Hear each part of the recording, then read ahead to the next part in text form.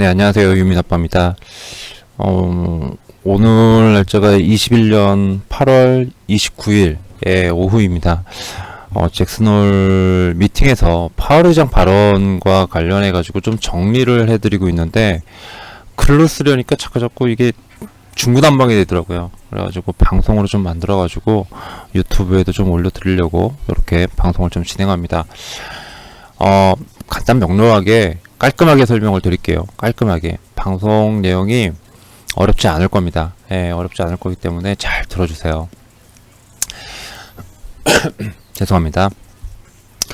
자, 전일 나스닥이죠. 지금 보시면은 나스닥 종합지수와 나스닥 종합지수와 그 다음에 러셀 지수가 상승을 했습니다. 그 다음에 제가 브라질 하고요. 그 다음에 터키를 갖다가 체크를 좀 해놨어요.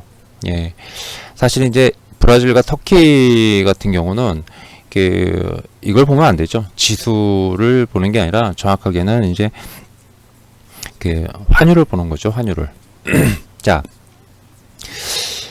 지난 27일 금요일 미국 증시를 좀 보면은 파월 의장 발언이 나온 직후에 나스닥 종합주가 지수와 그 다음에 러셀 지수는 이제 중소형 지수죠. 중소형 종목들로 구성된 지수입니다. 러셀이 상대적으로 다우에 비해서 초강세가 나왔습니다. 상대적인 거예요. 강세, 초강세.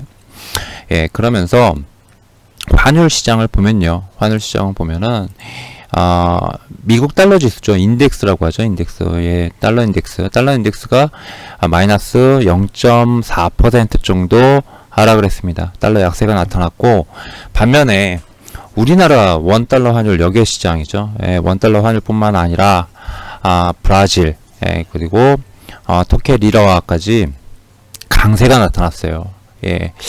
보통 이제 신흥국의 이런 신흥국 증시라든지 아니면 특히 신흥국의 화폐 가치, 이 통화 가치가 강세를 나타낼 경우 위험자산 선호 현상이 뚜렷해졌다라고 볼 수 있겠죠. 뿐만 아니라 채권 시장을 보면은 미국 2년물 국채금리와 그 다음에 10년물 국채금리 모두 다 하락을 했어요. 모두 다 하락을 했습니다. 자, 이거는 어떻게 해석을 해야 될까요? 파월 의장의 발언이 상당히 긍정적으로 나왔다라고 볼 수 있을 겁니다. 그럼 뭐가 그렇게 긍정적이었냐? 자, 우선 시장에서 가장 큰 적은 뭐죠? 금융시장에서 가장 큰 적은 뭡니까? 바로 이 불확실성입니다. 불확실성. 도대체 언제 뭐가 어떻게 될지 모른다라는 이런 불확실 때문에 항상 지수라는 것은 조정을 받죠. 주식이라는 것은 조정을 받을 수밖에 없습니다. 물론 환율도 마찬가지겠고요. 환율. 그러니까 이제 외환시장이죠. 외환시장. 물론 여기서도 마찬가지고요. 이 불확실성이 해소가 돼야 된다라는 겁니다.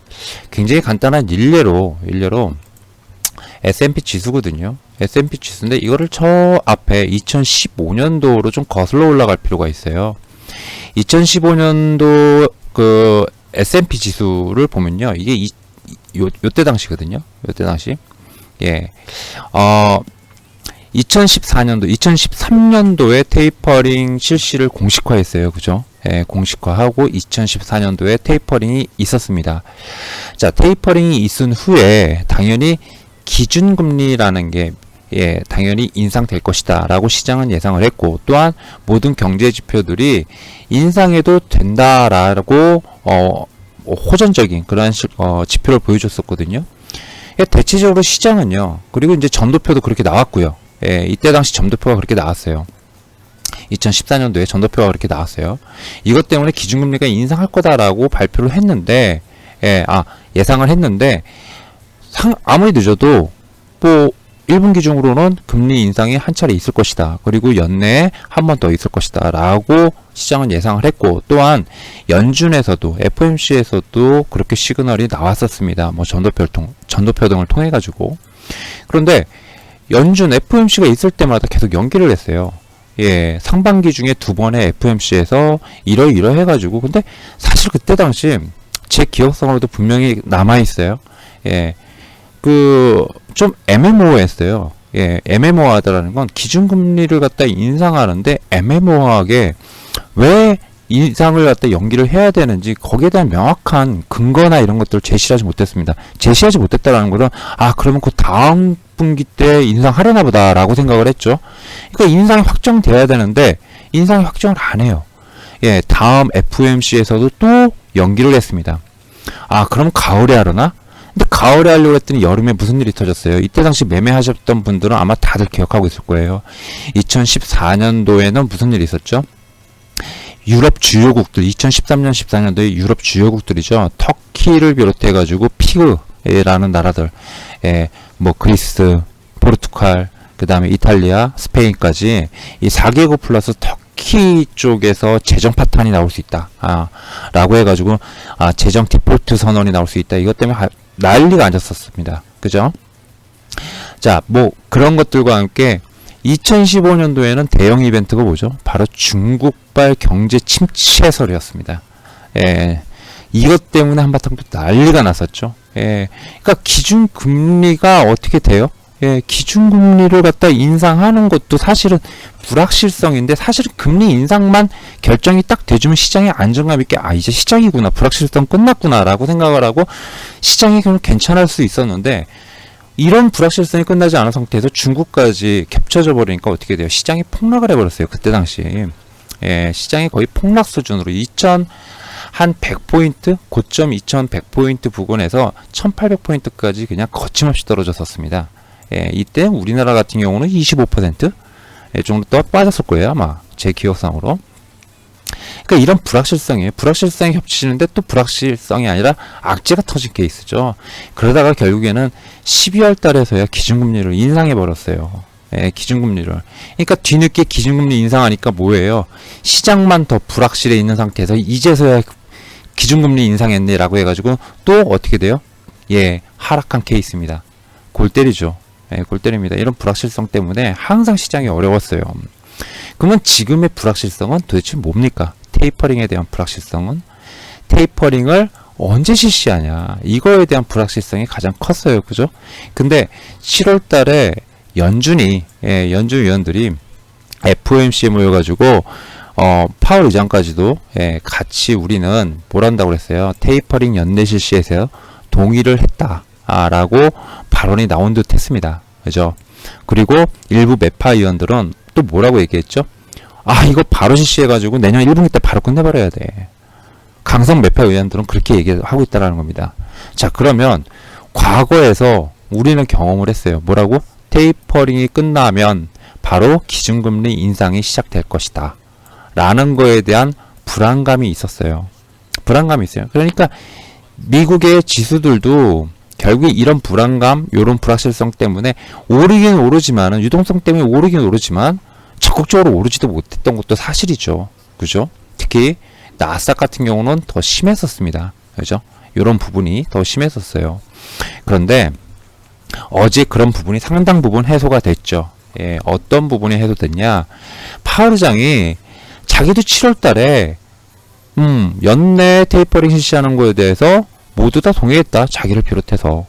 그런데 갑작스럽게 코로나 델타 변이가 재확산이 되다 보니까 다소 불확실한 것도, 경제 상황이 불확실한 것도 인정이 된다. 그래서 뭐라고 했어요? 이 부분에 대해서 굉장히 신중히 모니터링을 하겠다라고 얘기했습니다. 이것과 함께 두 가지를 더 발언했죠. 인플레이션과 관련해서는 걱정하지 마라. 인플레이션 때문에 금리가 인상되거나 테이퍼링을 갖다가 하는 건 아니다. 혹시라도 인플레이션에 문제가 생기면 우리가 적극적으로 방어해 줄게 라고 얘기를 했습니다. 여기에 플러스 알파가 뭐였죠? 그건 좀 이따 얘기할게요. 기준금리 부분이니까. 자, 그러면 여기서 불확실성은 뭐예요? 기준금리를 갖다 인상을 해야 되는데 델타 변이까지 오니까 이걸 9월에 할지 12월에 9월에 확정 발표가 나올지 11월 12월에 나올지 이게 좀 애매했었죠. 그죠? 언제가 나올지 모른다. 이걸 좀 명확하게 해주면서 시장에서 또 하나의 불확실성이 또 하나가 있었어요. 뭐였나요? 바로 기간이죠. 지금 1개월간 월당 1200억 달러씩 국채를 사들이고 있습니다. 이걸 갖다 테이퍼링 줄이겠다라는 거죠. 줄이겠다라는 건 뭐 매달 뭡니까? 뭐 300억 달러씩 줄일 수 있고요. 아니면 200억 달러씩 줄일 수 있습니다. 일부 매파 위원들은 300억 달러씩 줄여야 된다라고 얘기도 하기도 하죠. 그죠? 이 정도 기간, 그러니까 내년 1분기 내에 바로 끝내버려야 된다. 이런 게 바로 월 300억 달러씩 줄이는 거예요. 그러면 4개월 만에 끝나는 거죠. 테이퍼링이. 그죠? 그러면 4개월 만에 끝나면, 그거 끝난 다음에 바로 뭐예요? 기준금리 인상이 오는 겁니다. 시장은 이거에 대한 불확실성이었어요. 그런데 파월 의장이, 아니, 델타 변이가 이렇게 확산되는 거 보니까, 8월에도 고용 부분, 상당히 진전이 되긴 했어. 괜찮아. 목표한 대로 잘 가고 있는 것 같아. 그런데, 델타 변이가 나온 거 보니까, 아무래도 좀 불확실해. 어떻게 될지 모르겠어. 자, 이런 부분은 신중하게 모니터링을 해서 테이퍼링을 결정하겠다. 연내에 실시하는데 그 기간을 갖다가 짧게 잡거나 이러진 않겠다. 그 상황을 봐가면서 적절하게 조치를 취하겠다. 즉, 기간이 갖다가 길어질 수 있다라고 뭐예요? 유동성을 갖다가 공급하는 것들을 갖다 급격하게 줄이지 않겠다. 예, 적당하게 넉넉한 시간을 두고 봐가면서 줄이겠다라고 해준 거예요. 즉, 기간 부분에서 시장에서 우려하는 부분을 갖다가 어떻게 해요? 다독다독 거려줬다라는 겁니다. 이게 사실은 가장 핵심 중에 하나였었어요. 이해되시죠? 그러면은 어떤 시장은 내년 3월 달에 테이퍼링이 끝나면 2분기나 3분기에 기준금리가 인상할 수도 있었을 수도 있는데 이거 깝깝스럽네 라고 했던 걸 어떻게 할 수 있죠? 테이퍼링 기간이 그만큼 길어지니까 어떻게 해요? 1개 분기나 2개 분기만큼 길어질 수 있겠구나. 그럼 기준금리가 아무리 빨라도 내년 말쯤이나 시작할 수 있겠구나 라고 안도한 거예요. 이해되시죠? 그런데 여기에 또 하나를 또 줬어요. 네, 선물을 또 하나 던져줬어요. 뭐냐면은 테이퍼링 실시하고 기준금리도 테이퍼링 끝나면 바로 할 수도 있는데 과거에 보니까 이렇게 했는데 파월 의장은 이 기준금리 인상이나 테이퍼링에 인플레라는 것들을 갖다가 목표 달성을 했지만 인플레 압력이 더 높아지면 우리가 잠재워 줄게. 즉 무슨 말이에요? 인플레만 가지고 기준금리를 인상하지 않겠다라는 겁니다. 즉 테이퍼링이 끝난 시점에서 곧바로 기준금리를 인상하는 게 아니라 그 경제 상황에서 봐서 기준금리를 인상하는 어떠한 잣대, 기준이 있죠. 기준. 이 기준을 테이퍼링하고는 별개로 잡아서 진행하겠다라고 했습니다. 즉, 이건 뭡니까?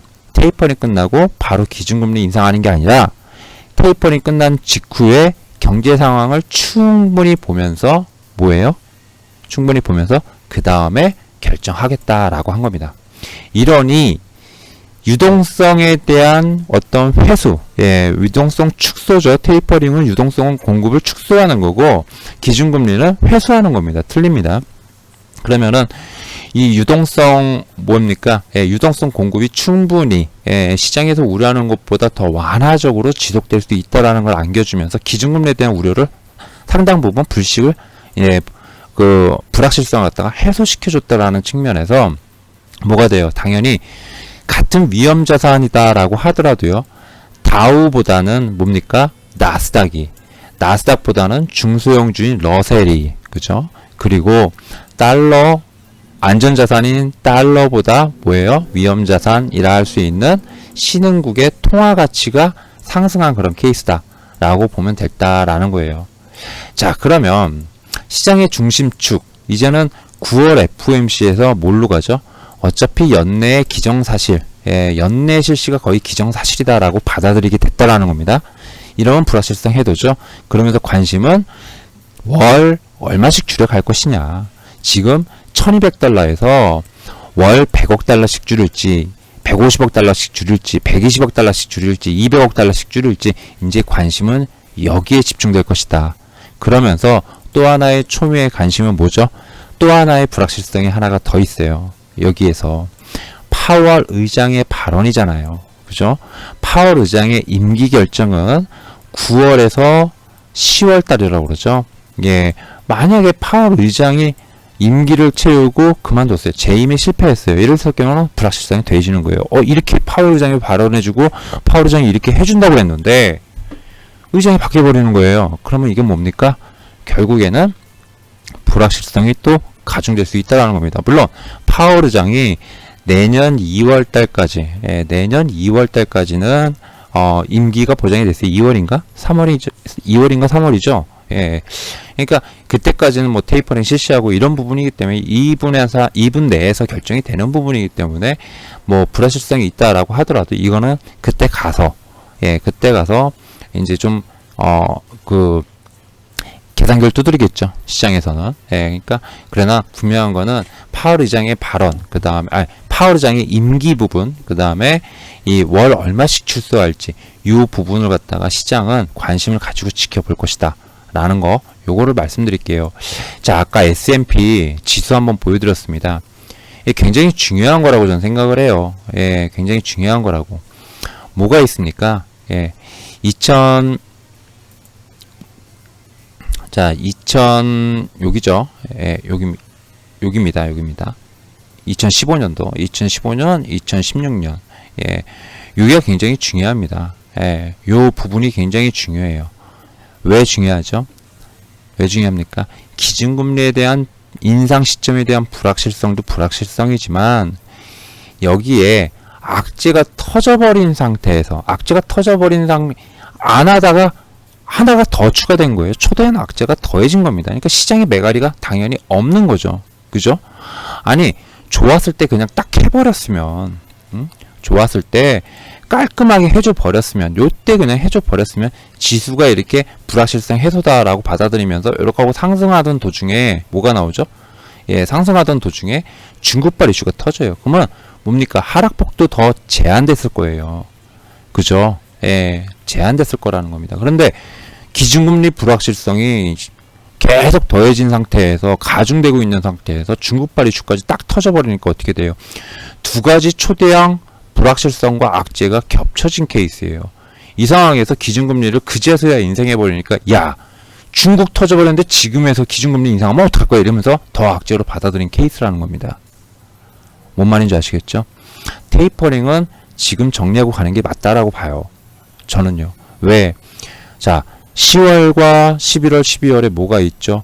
내년도 점도표가 나옵니다. 근데 테이퍼링에서 어느 정도 그걸 부분을 갖다가 완화시켜주는 거예요. 내년 점도표가 이러니 저러니 이러면서 내년에 상승 가능성이 높다 어쩌다 이렇게 나올 수 있잖아요. 여기다가 10월에 뭐가 있죠? 9월보다는 10월이죠. 10월에 또 하나의 큰 이벤트, 악재성 이벤트 하나 있습니다. 부채 한도 조정안. 이거죠. 이거 결국에는 공화당과 민주당에서 엄청 대립할 거 뻔해요. 그럼 만약에 그거를 갖다 기한 내에 만약에 못하면은 그런 상황에서 미국 재정이 펑크가 뻥 나버리면 뭐예요? 모든 공공기관이나 이런 데 다 올스톱 됩니다. 셧다운 들어가 버립니다. 그럼 또 이게 또 악재거든요. 악재예요. 그런 상태에서 테이퍼링 결정을 못해가지고 우왕좌왕하고 있어요.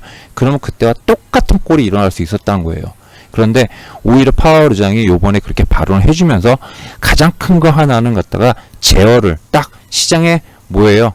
시장에서 긍정적인 시그널로 받아들일 수 있게끔 발언을 해줌으로써 하나는 떨고 내준 겁니다. 그러면 10월 달에는 어떻게 돼요? 10월, 11월, 12월에 그만큼 뭐예요? 그거에 대한 불확실성이 해소가 됐기 때문에 완충력으로 작용할 수 있다는 겁니다. 무슨 말인지 아시겠죠? 그래서 파월 의장의 발언, 요번 발언 어떻게 보면은 이거 9월달에 한다는 거야, 안 한다는 거야. 어떤 뉴스를 보면요, 9월달에 한다라고 얘기하는 뉴스가 있고요. 그리고 또 어떤 뉴스를 보면은 9월달에 안 하고 연말에 결국엔 연기됐다, 막 이렇게 설명하는 뉴스도 있고, 뉴스들이 다 애매해요. 근데 이걸 받아들일 때 이런 식으로 받아들이시면은 편하실 거다 싶어가지고 제가 방송으로 한번 만들어 봤습니다. 자, 9월달 아무래도 시장 괜찮을 것 같아요. 특히 이제 국내 시장 같은 경우는 다른 글로벌 국가들에 비해서 글로벌 국가 주식시장들에 비해서 아웃퍼폼 할 가능성이 높다라고 봐요. 아웃퍼폼은 상대적인 수익률이죠. 수익률 변에서는 글로벌 쪽에서 상당히 좋지 않을까라고 생각됩니다. 그 이유는 이제 환율이죠. 계속 환율로 이제 말씀을 좀 드리고 있는데, 환율로 상대적으로 좀 높이 올랐어요. 그죠? 이게 어떻게 됩니까? 툭툭 떨어져가지고 1150원 이하로 떨어지면은 어떻게 됩니까? 그때부터 외국인들은 거침없이 매수할 가능성이 있죠. 이 구간에서는. 그러니까 이런 부분들 때문에라도 좀 긍정적으로 좀 보여줄 볼 수 있지 않나라고 좀 생각이 돼요. 자, 이렇게 마무리 지으면서 방송 마무리 짓도록 하겠습니다. 이상 유민 아빠였습니다. 감사합니다.